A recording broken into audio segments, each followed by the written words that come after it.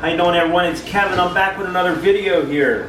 We were working on a couple more of the problems that we had on the Runaway camper after our trip, and one of them I actually failed to mention on my video was to cover up the windows. We have curtains in there, but you can still see through the curtains when you got the lights and stuff on.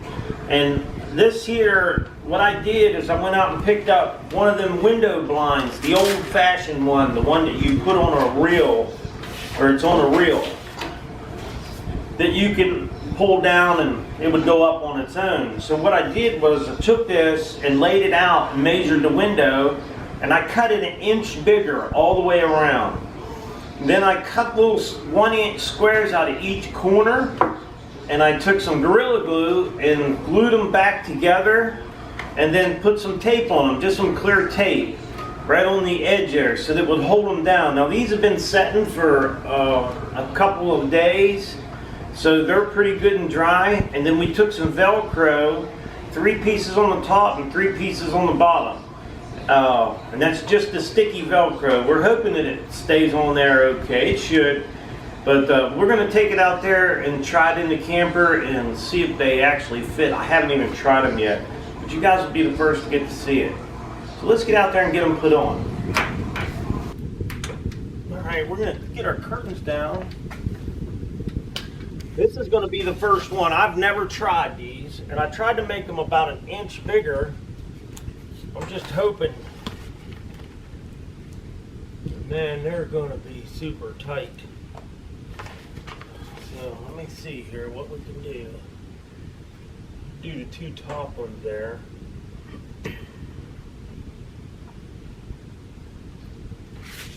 Yeah, they may be a little too small. So if you guys are going to make these, maybe go, I tried to go 1 inch bigger, but I didn't think about the lip on this window. It pushes it back in a little bit. So you may want to go a little bigger than what I did. Because I'm at 1 inch, I'd probably go almost 2 inches on the top and the bottom. I mean, they're going to be really close. If I can get them to work here, I think I might be able to.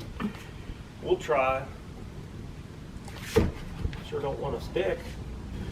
Alright, this Velcro that I had bought, it must not be a real good Velcro because it wouldn't stick to the wall. So I had some different Velcro in there, and I got a few little pieces, and I just put one in all 4 corners, and I could literally stretch this thing over the window, and it works out pretty good. So I switched the Velcro out and put the other Velcro, and I actually made them too short. I probably could do one up here, but I don't think it needs it. I did put the Velcro on the other side, but I should have went a little bigger. So if you guys make these, make them about 2 inches bigger than what your window actually is, to make up for the difference of that bend in the window. But I think these will work out just fine for me. We're going to go ahead, I'll set the curtain back in here. And I don't think these will be hard to get up and down. Just the only thing is we're going to have to figure out where we're going to store them.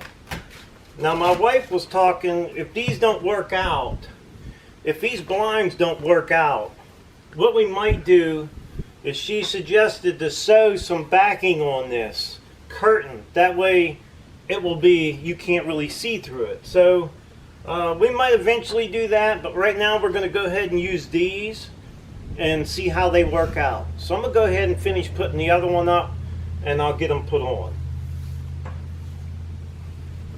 I don't think they'll be hard to get on. All you got to do is stick them up there, and the Velcro will do its work.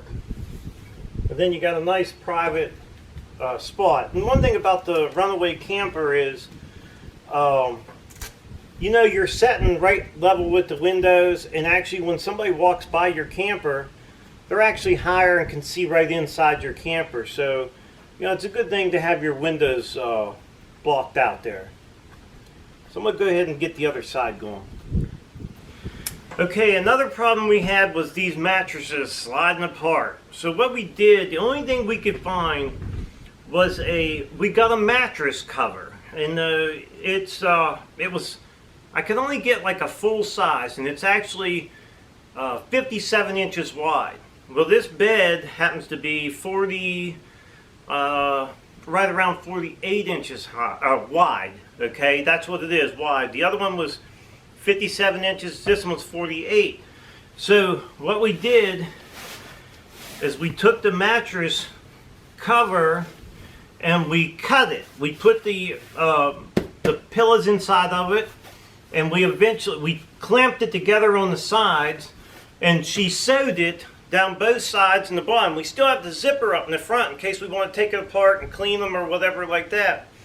But we can also still fold this up a little bit and still make a little small couch out of it. But this thing has worked out great. It actually holds them together real good.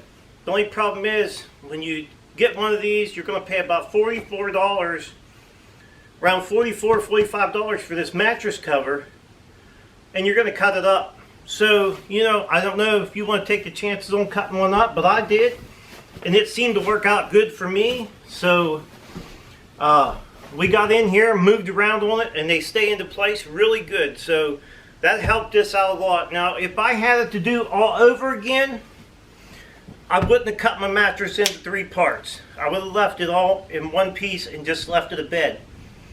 Because I have never yet really made a couch out of it and sit in it. So if you guys are making a bed and you don't think you're going to use the couch, just make a bed out of it. You're better off making the bed. It cost me $44 more just to get this thing to stick together. So I can fold it up in the back and make, you know, a pretty long couch out of it. But I think you're better off leaving it in one piece. Now, another one of the problems that we had was we needed something to level the camper out with. And I thought maybe I'd just cut a couple wedges out of this 4x4. So I just marked it. This is a 13 inches long. And I'm just going to cut that wedge out. So that'll give me about a 3-inch riser on that. So if I back the camper up on there, I'll have about 3 inches. Then we'll clean this thing up. So I'm going to go ahead and get this thing cut. Alright, to do this job, I'm just going to use a circular saw, and I got the blade down as far as it'll go. Let's see if we can get this thing cut.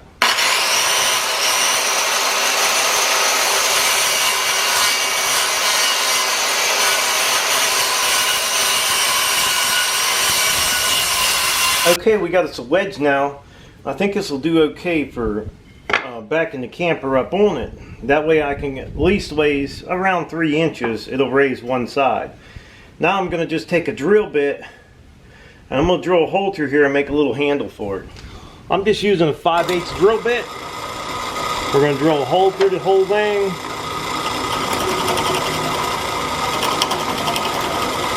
That way we can put a rope on this thing.